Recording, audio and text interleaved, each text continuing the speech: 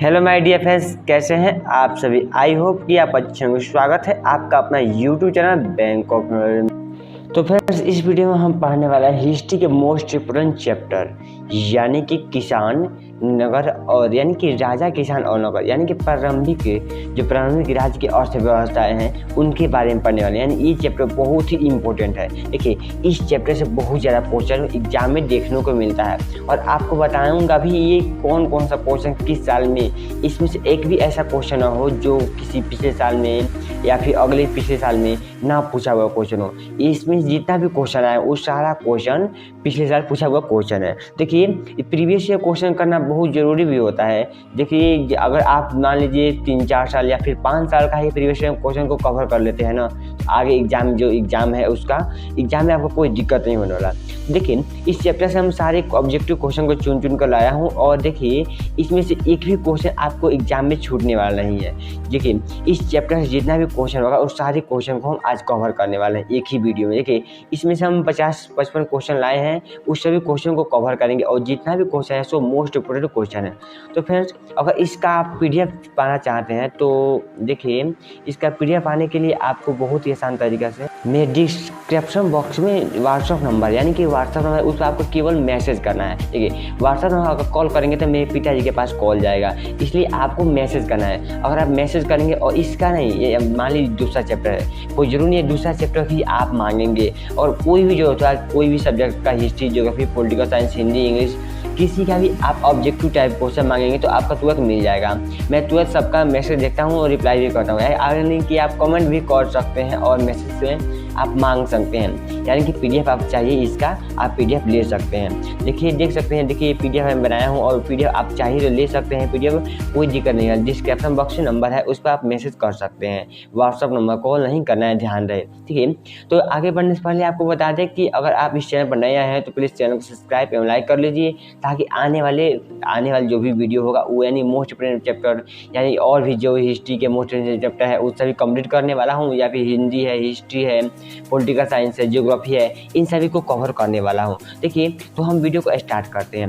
देखिए, पहला क्वेश्चन हमारा क्या बोलता है। पहला क्वेश्चन कहता है कि अंगोत्तर निकाय के अनुसार महाजनपदों की संख्या कितनी थी। आपको यही बताना है अंगोत्तर निकाय के अनुसार महाजनपदों की संख्या क्या थी। ठीक है, ये क्वेश्चन 2022 में पूछा हुआ क्वेश्चन है। ठीक है, इसका राइट आंसर जाएगा ऑप्शन नंबर बी यानी कि 16 अंगोत्तर निकाय के अनुसार महाजनपदों की संख्या 16 थी। ठीक है, नेक्स्ट नंबर क्वेश्चन क्या कहता है, 2 नंबर क्वेश्चन कहता है मगध साम्राज्य की स्थापना किसने की। मगध साम्राज्य की स्थापना किसने की। ठीक है, उद्यान की स्थापना तो उद्यान ने पाटलिपुत्र की स्थापना की थी, लेकिन आपको ये बताना है मगध की स्थापना किसने की।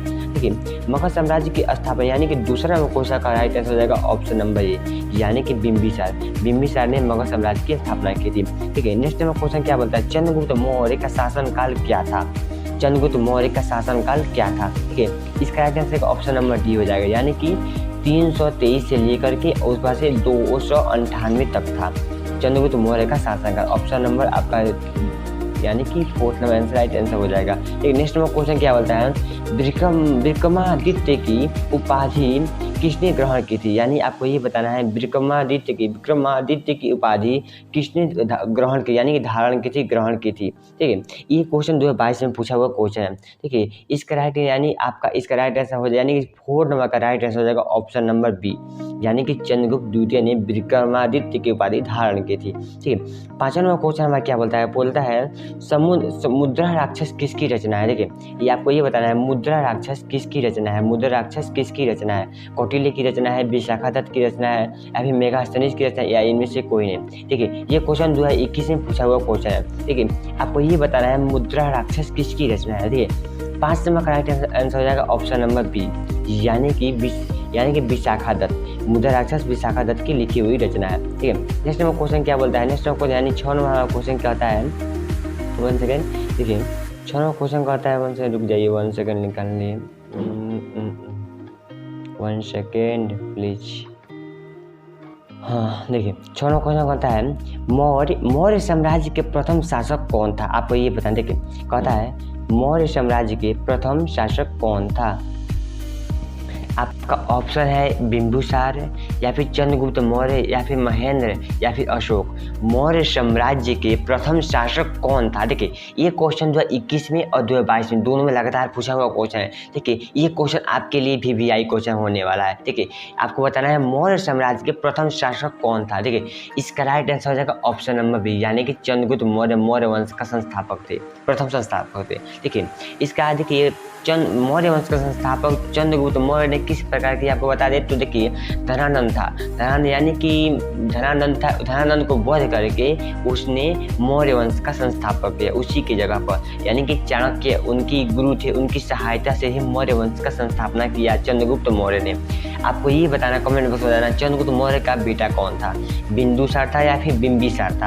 आपको कमेंट बॉक्स में बताना है। जो भी कमेंट जिसका राइट आंसर रहेगा उसको मैं ऐसे दिल हॉट दूंगा, जो भी इसका राइट आंसर होगा उसको। ठीक है 7 नंबर क्वेश्चन हमारा क्या कहता है, वेदों की संख्या कितनी है? वेदों की संख्या कितनी है? 4 है, 3 है, 5 है, 8 है। वेदों की संख्या कितनी है? देखिए आपको 7 नंबर आपका राइट आंसर रहेगा ऑप्शन, यानी कि आपको वेदों की संख्या बताना है तो वेदों की संख्या आपका 4 हो जाएगा, यानी कि आपका ऑप्शन नंबर ए राइट आंसर हो जाएगा। ठीक है नेक्स्ट नंबर क्वेश्चन क्या बोलता है? नेक्स्ट नंबर क्वेश्चन कहता है किस भारतीय शासक को नेपोलियन की संख्या दी गई थी? देखिए बताना है आपको किस भारतीय शासक को नेपोलियन की संख्या दी गई थी। देखिए ये क्वेश्चन कितना इंपॉर्टेंट है। देखिए ये 2009 में, 2013 में, 2021 में पूछा हुआ क्वेश्चन है। देखिए इसका राइट आंसर यानी कि आपको बताना है किस भारतीय शासक को नेपोलियन की संख्या दी गई थी। देखिए यानी आपका 8 नंबर का राइट आंसर रहेगा ऑप्शन नंबर सी, यानी कि समुद्रगुप्त को नेपोलियन की संख्या दी गई थी। ठीक है नेक्स्ट नंबर क्वेश्चन क्या बोलता है, 16 महाजनपदों में से सबसे शक्तिशाली महाजनपद कौन था? ठीक है आपको ये बताना है 16 महाजनपदों में सबसे शक्तिशाली महाजनपद कौन था। देखिए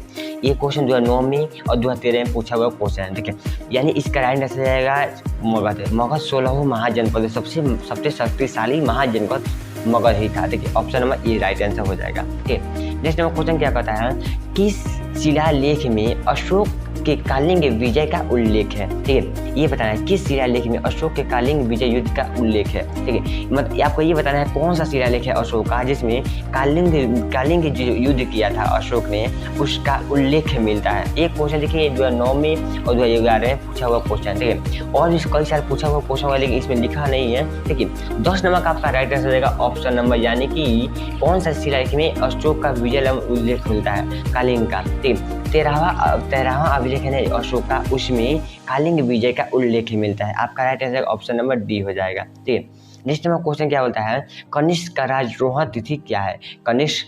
कनिष्क की राजरोहण तिथि क्या है? देखिए आपको ये बता देखिए कनिष्क का राजरोहण तिथि 78 ईस्वी हो जाएगा, option number B right answer हो जाएगा। देखिए नेक्स्ट नंबर क्वेश्चन क्या बोलता है, धम्म महामात्रों को किसने नियुक्त किया था? ये क्वेश्चन देखिए 2009 में, 2012 में, 2019 में पूछा हुआ क्वेश्चन है।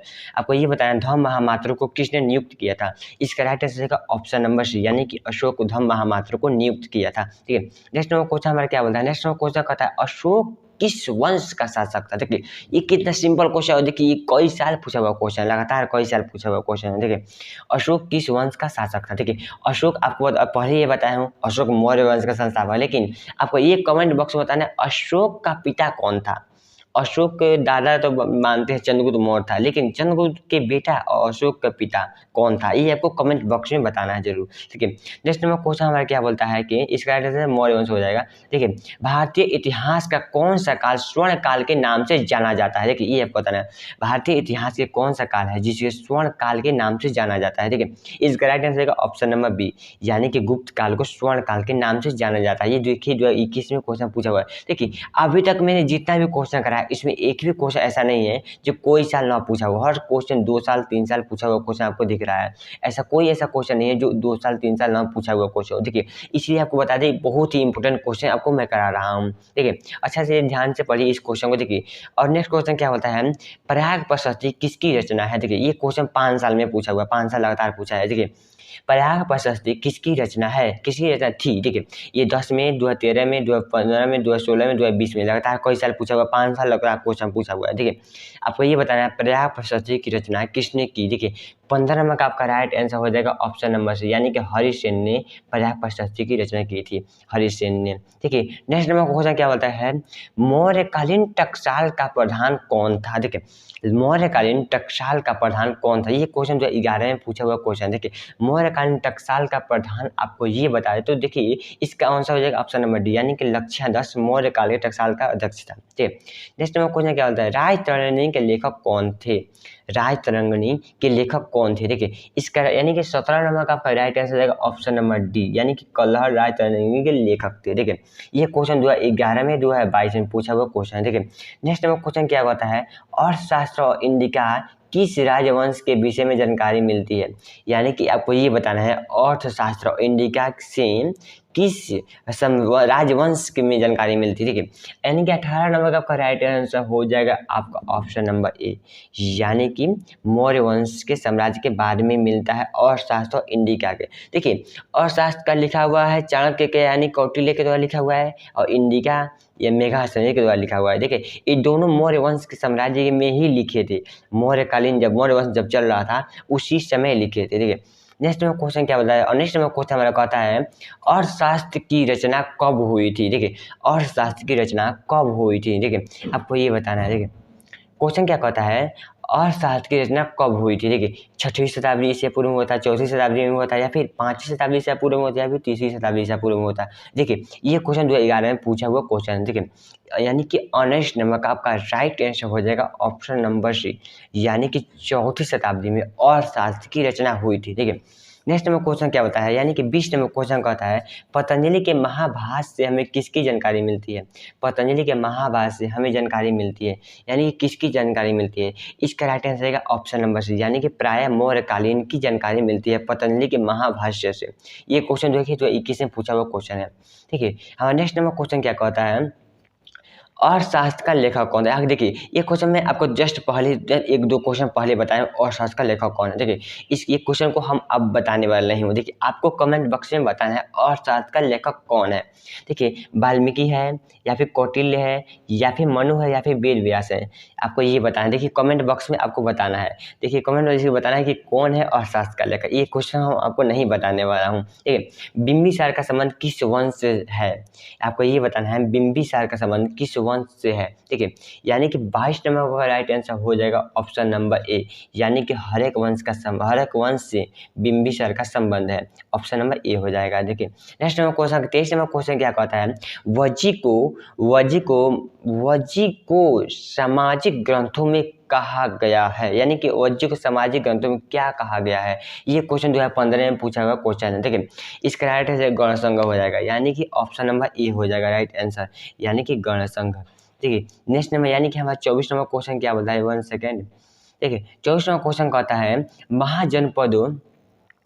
जनपद का शाब्दिक अर्थ क्या होता है। देखिए जनपद का शाब्दिक अर्थ क्या होता है। देखिए आपको ये बताना है मतलब जनपद का मतलब क्या होता है, मीनिंग्स क्या होता है जनपद का। ये क्वेश्चन 2015 में क्वेश्चन पूछा हुआ क्वेश्चन है, देख सकते हैं आप। देखिए इसका राइट यानी कि 24 नंबर का आपका राइट आ जाएगा ऑप्शन नंबर बी, यानी कि लोग जहाँ अपने घर बनाकर रहते हैं उसे कहा जाता है जनपद का शाब्दिक अर्थ होता है। ठीक, नेक्स्ट नंबर क्वेश्चन क्या कहता है पंच चिन्ह वाले सिक्के बने होते थे, यानी कि पंच चिन्ह वाले सिक्के, पंच चिन्ह यानी कि जिस पर 5 चिन्ह होता था उसका सिक्का किस चीज़ का बना हुआ था। देखिए इसका राइट आंसर जाएगा ऑप्शन नंबर डी हो जाएगा। देखिए क्योंकि चांदी का और सोना का मिक्सर बनता था, यानी मिक्स होकर के पंच चिन्ह वाले सिक्के बनते थे। ये क्वेश्चन देखिए 2015 में पूछा हुआ क्वेश्चन है। देखिए नेक्स्ट नंबर क्वेश्चन हमारा क्या कहता है अशोक द्वारा प्रसारित धम्म महामात्र कहाँ पर प्रचलित नहीं हुआ था। देखिए बौद्ध धर्म, यानी कि बौद्ध धर्म कहाँ पर प्रचारित नहीं होता। ये क्वेश्चन 2015 में पूछा हुआ क्वेश्चन है। देखिए इसका यानी कि इसका राइट आंसर यानी कि 26 नंबर का राइट आंसर जाएगा ऑप्शन नंबर बी, यानी कि ब्रिटेन में अशोक द्वारा जो प्रचारित धर्म हुआ बौद्ध धर्म था वो नहीं हुआ पाया था, वहाँ पर कैंसिल वहाँ पर नहीं हो पाया। देखिए 27 नंबर क्वेश्चन क्या कहता है कि पाटलिपुत्र नगर की स्थापना किसने की, यानी कि अभी पहले ही आपको बताया, सबसे पहला क्वेश्चन आपको यही बताया हूँ, पाटलिपुत्र नगर की स्थापना किसने की, यानी किसके द्वारा की गई थी। ये क्वेश्चन 2015 में 2021 में पूछा हुआ क्वेश्चन है। देखिए इसका यानी कि 27 नंबर क्वेश्चन का राइट आंसर हो जाएगा ऑप्शन नंबर सी, यानी कि उज्जैन ने पाटलिपुत्र नगर की स्थापना की थी। ठीक है, नेक्स्ट नंबर क्वेश्चन हमारा क्या बताया, नेक्स्ट नंबर क्वेश्चन कहता है प्रसिद्ध ग्रंथ इंडिका की रचना किसने की। आपको ये भी क्वेश्चन पहले ही बताया हूँ, इसका भी देखिए, इसका आंसर देखिए कितना इंपॉर्टेंट क्वेश्चन होने वाला है। देखिए 2010 में, 2014 में, 2019 में, 2020 में पूछा हुआ क्वेश्चन है। देखिए प्रसिद्ध ग्रंथ इंडिका की रचना किसने की, प्रसिद्ध ग्रंथ इंडिका की रचना यानी कि प्रसिद्ध ग्रंथ यानी कि मेघासनी ने इंडिका की रचना की थी। देखिए अनेस्ट नंबर क्वेश्चन क्या होता है,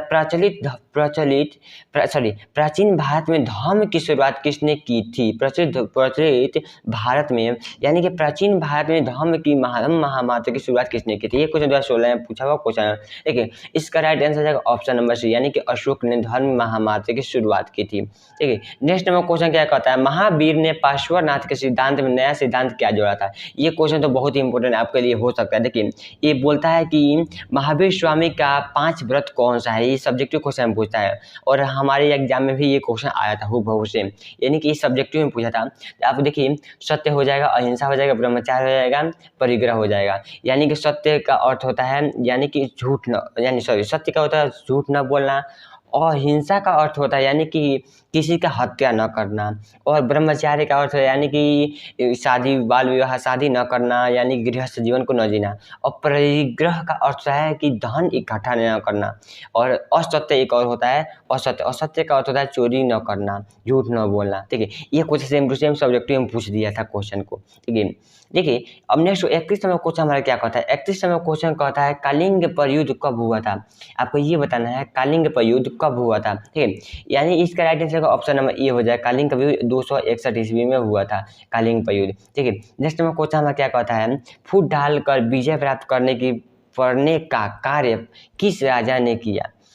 फूट डालकर विजय प्राप्त करने का कार्य सर्वप्रथम किस राजा ने किया। इसका राइट आंसर यानी कि आपका 32 नंबर का राइट आंसर जाएगा ऑप्शन नंबर ए, यानी कि अजातशत्रु ने फूट डालो विजय प्राप्त करने की सर्वप्रथम यानी कि यह अहिंसा अपनाई थी। देखिए 23 नंबर क्वेश्चन क्या कहता है, जीवक वैद्य किस वंश काल में था, यानी कि जीवक वैद्य किस वंश के काल में था। ठीक है, यानी आपको पता है जीवक जो वैद्य था वो किस काल में था। ठीक है, 33 नंबर का आपका राइट आंसर हो जाएगा ऑप्शन नंबर सी, यानी कि जीवक हरेक वंश से संबंधित था। ठीक है, नेक्स्ट नंबर को हमारा क्वेश्चन क्या कहता है, अपने स्वयं की खर्चे से सुदर्शन झील की मरम्मत किसने करवाई थी। ठीक है, 34 नंबर का राइट आंसर जाएगा ऑप्शन नंबर सी, यानी कि रुद्रदमन ने अपने स्वयं की खर्चे सुदर्शन झील की मरम्मत करवाई थी। ठीक है, नेक्स्ट नंबर क्वेश्चन क्या कहता है, 35 नंबर क्वेश्चन कहता है पाटलिपुत्र नगर की स्थापना उज्जैन ने किस नदी के संगम पर की थी। यानी संगम मतलब मिक्स, यानी कि जो भी नदी आकर जो मिलती है उसे संगम कहते हैं। जैसे 2 नदी मिली या फिर 3 नदी मिली उसे संगम कहते हैं। ठीक है, तो पाटलिपुत्र नगर की स्थापना उज्जैन ने किस संगम नदी पर, संगम मिला आप पहले देख लीजिए। ठीक है, गंगा नदी, सोन नदी, पुनपुन नदी, यानी ये तीनों नदी के जो संगम हुआ तो वहीं पर पाटलिपुत्र का स्थापना हुआ था। ठीक है, ये आपका right answer option number D हो जाए, इनमें से सभी पर। ठीक है, नेक्स्ट नंबर क्वेश्चन क्या होता है, नेक्स्ट नंबर क्वेश्चन कहता है देखिए 1 सेकेंड, छोड़िए इस क्वेश्चन को, वैसे ये क्वेश्चन कभी पूछा भी नहीं है ना ही कभी पूछने वाला है क्वेश्चन, ये कभी किसी साल पूछा हुआ क्वेश्चन नहीं है ना ही पूछने वाला क्वेश्चन है। देखिए यानी कि हमारा 37 में क्वेश्चन देखते हैं। अगला क्वेश्चन क्या कहता है, यूरोप का समुद्रगुप्त कौन था, यानी कि यूरोप के समुद्रगुप्त किससे कहा जाता है। देखिए यानी कि आपका 37 नंबर का राइट आंसर का ऑप्शन नंबर बी, यानी कि नेपोलियन को यूरोप का समुद्रगुप्त कहा जाता है। ठीक है, नेक्स्ट नंबर क्वेश्चन क्या बोलता है, अगला क्वेश्चन 38 में क्वेश्चन कहता है किसके अभिलेख में भूमिदान का उल्लेख मिलता है। ठीक है, किसके अभिलेख में भूमिदान का उल्लेख मिलता है, यानी कि चर्चा होती है कि कौन किसका अभिलेख है, इसमें जमीन दान यानी धरती दान करने का चर्चा मिलती है। देखिए आपको सिंपल सी भाषा में समझा कर एकदम बता रहे कि आपको आसानी भाषा में समझ आए।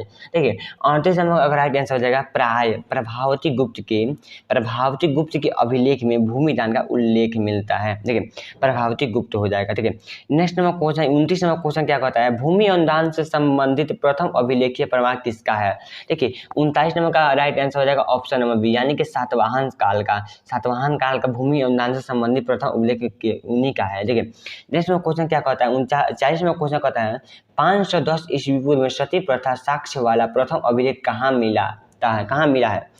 510 ईस्वी पूर्व सती प्रथा के साथ से प्रथम बार कहाँ अभिलेख मिला था? देखिए इसका यानी कि 39 नंबर का राइट आंसर हो जाएगा ऑप्शन नंबर ए, यानी कि एरण में, एरण सागर में मिला था सती प्रथा का प्रथम अभिलेख, यानी कि सती प्रथा का साक्ष्य क्या प्रथम अभिलेख वहाँ पर मिला था। देखिए यानी कि देखिए 41वां क्वेश्चन में क्या कहता है, अशोक ने महेंद्र और संघमित्रा को बौद्ध धर्म का प्रचार के लिए कहाँ भेजा था? देखिए ये क्वेश्चन आपको इंपॉर्टेंट होने वाला है। देखिए अशोक ने महेंद्र और संघमित्र को बौद्ध धर्म के प्रचार के लिए कहाँ पर भेजा था? देखिए इसका राइट हो जाएगा ऑप्शन नंबर ए, यानी कि श्रीलंका में भेजा था अशोक ने। देखिए नेक्स्ट नंबर क्वेश्चन क्या बोलता है, नेक्स्ट नंबर क्वेश्चन कहता है 1 सेकंड।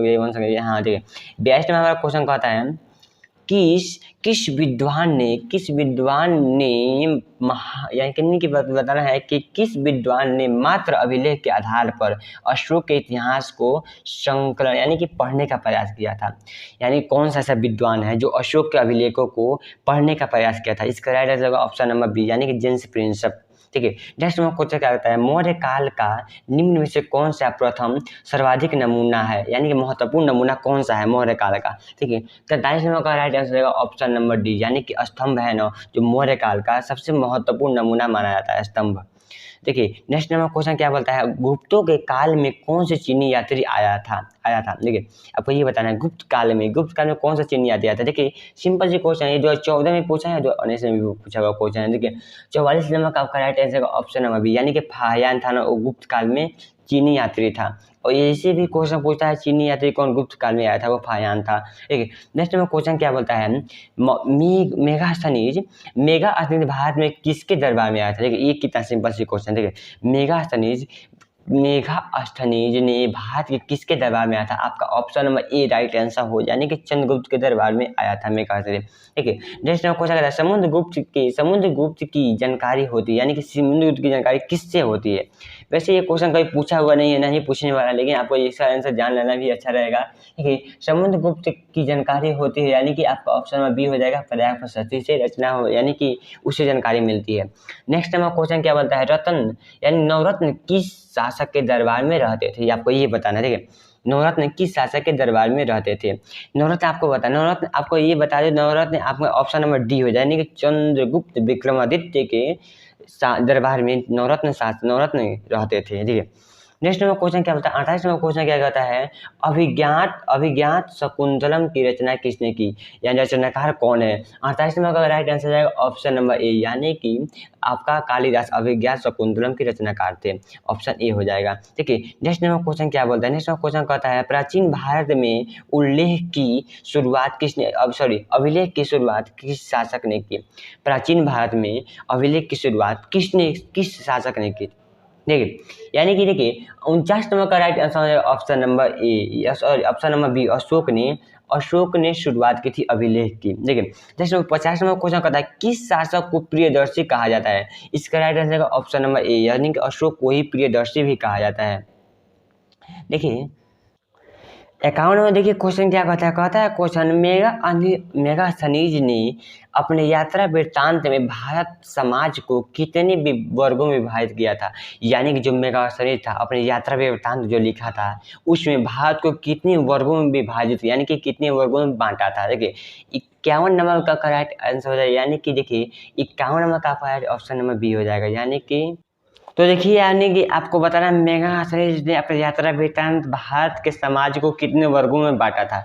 देखिए इसका राइट आंसर रहेगा ऑप्शन नंबर बी, यानी कि 7 वर्गों में मेगास्थनीज ने बांटा था। देखिए और नेक्स्ट नंबर क्वेश्चन क्या कहता है कि एलोरा में कैलाश मंदिर किस राजवंश ने निर्मित कराया, यानी कि बनवाया था? एलोरा में कैलाश में, यानी कि एलोरा के कैलाश मंदिर को किस राजवंश ने बनवाया था? देखिए ये क्वेश्चन 2009 में 2012 में पूछा हुआ क्वेश्चन। देखिए इसका राइट आंसर हो जाएगा, यानी कि राष्ट्रकूट ने राजवंश ने निर्मित कराया था। देखिए नेक्स्ट नंबर क्वेश्चन क्या है, यानी कि 53 नंबर क्वेश्चन क्या कहता है कि पुराणों की संख्या कितनी है? देखिए ये कितना सिंपल सी क्वेश्चन है। देखिए ये क्वेश्चन कई साल लगातार पूछा हुआ क्वेश्चन। देखिए पुराणों की संख्या कितनी है? देखिए 2015 में, 2016 में, 2019 में, 2020 में, 2022 में पूछा हुआ क्वेश्चन है। देखिए इसका राइट आंसर हो जाएगा ऑप्शन नंबर यानी कि बी, यानी कि 18 पुराण है, यानी कि पुराणों की संख्या 18, वेदों की संख्या 4 है। देखिए नेक्स्ट नंबर क्वेश्चन क्या है, यानी कि सेकंड लास्ट हमारा क्वेश्चन क्या कहता है, तक्षशिला विश्वविद्यालय कहाँ पर स्थित था? ठीक है। तक्षशिला विश्वविद्यालय कहाँ पर स्थित था? देखिए पाकिस्तान में स्थित है, इसका राइट आंसर हो जाएगा ऑप्शन नंबर ए, पाकिस्तान में। लास्ट क्वेश्चन क्या होता है? 55 नंबर क्वेश्चन क्या होता है? हम 55 में बोला था 55 को लास्ट क्वेश्चन हमको करना है। देखिए वीडियो बहुत लंबा हो गया लेकिन कोई दिक्कत नहीं, आपको देखिए सारा क्वेश्चन कवर कराए ना, आपको इससे बाहर कोई भी क्वेश्चन नहीं आने वाला एग्जाम में। देखिए जितना भी क्वेश्चन मैं कराया वो सभी क्वेश्चन किसी न किसी साल पूछा हुआ क्वेश्चन है। ठीक है, तो इसका आंसर बता दें, धम्म महामात्र की शुरुआत किसने की थी? इसका राइट आंसर है ऑप्शन नंबर सी, यानी कि अशोक ने धम्म महामात्र की शुरुआत की थी। ये भी क्वेश्चन देखिए 2019 में 22 में पूछा हुआ क्वेश्चन है। तो फ्रेंड्स इस वीडियो में इतना ही, मिलते हैं नेक्स्ट वीडियो में। चैनल को लाइक सब्सक्राइब एंड सपोर्ट कीजिए, मुझे भी आगे थोड़ा सपोर्ट कीजिए, आगे बढ़ने की मौका दीजिए फ्रेंड्स, क्योंकि आप ही लोगों की सहायता से हम आगे बढ़ेंगे। तो फ्रेंड्स इस वीडियो में इतना ही और मिलते हैं नेक्स्ट वीडियो में। जय हिंद जय भारत।